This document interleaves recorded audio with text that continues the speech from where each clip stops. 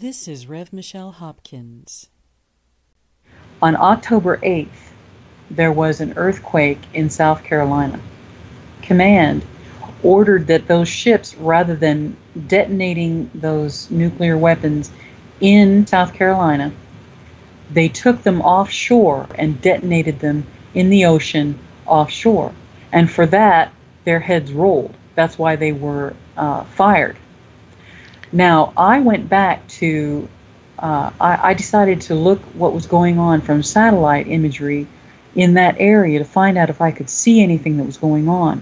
And what happened the day before, and I believe this was ordered by the president, this is just my personal thinking, the day before, that entire area, the shoreline of South Carolina and North Carolina was chemtrailed, and out to a couple hundred miles in the ocean, there was a round area of chemtrail that they were chemtrailing the day before.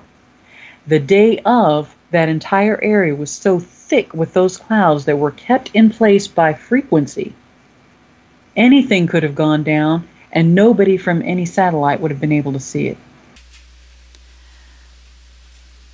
Now let me refresh our memories regarding the events that took place on the week of October 8th, when these events took place. An urgent action bulletin was issued by the Ministry of Foreign Affairs early October 9th, the day after this nuclear explosion took place off the shores of South Carolina. It stated that the main intelligence directorate had received word from highly placed sources within the Pentagon that President Barack Obama, that week, the week of October 8th, canceled his trip to Asia and retreated with many of his top aides to the mysterious and newly built White House bunker in preparation for what many in the world's intelligence agencies are calling the, quote, big event, unquote.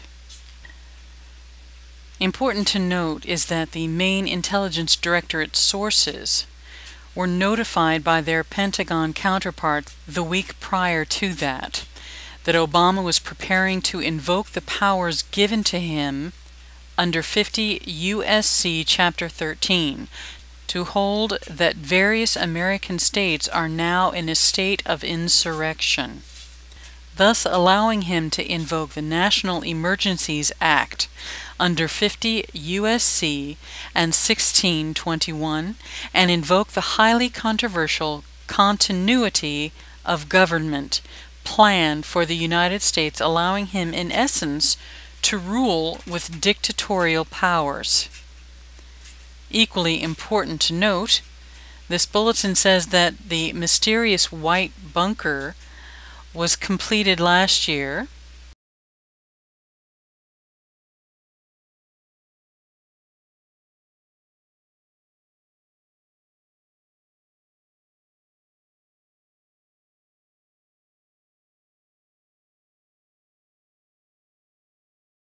critical to note, this bulletin says, is that Obama quietly, the month of September 2013, extended the post-9/11 declaration of national emergency, thus giving him the power to take over America should he so choose. Joining Obama in his plan to take over the United States, this bulletin continues, are his journalist cohorts, otherwise known as prostitutes, who now include America's top conservative reporters who were summoned to a secret off-record White House meeting with the president. To what end is Obama ordering his propaganda media allies to prepare the American people?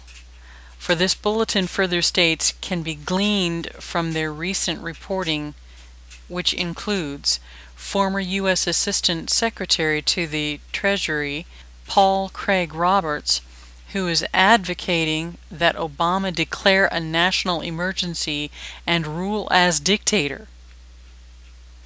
Number 2, U.S. Congressmember Sheila Jackson Lee, who is advocating that Obama declare martial law.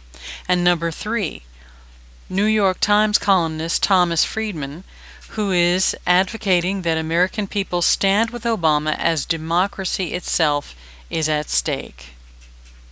Nobel Prize-winning economist Paul Krugman, advocating that Obama create a constitutional crisis in order to defy Republican blackmailers.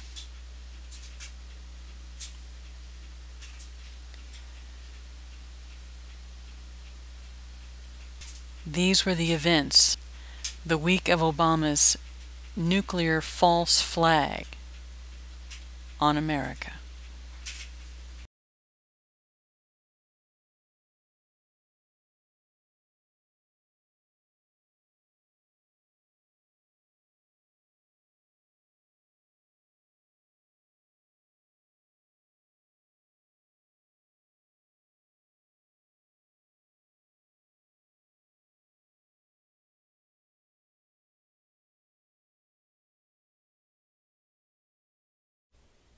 This is Rev. Michelle Hopkins.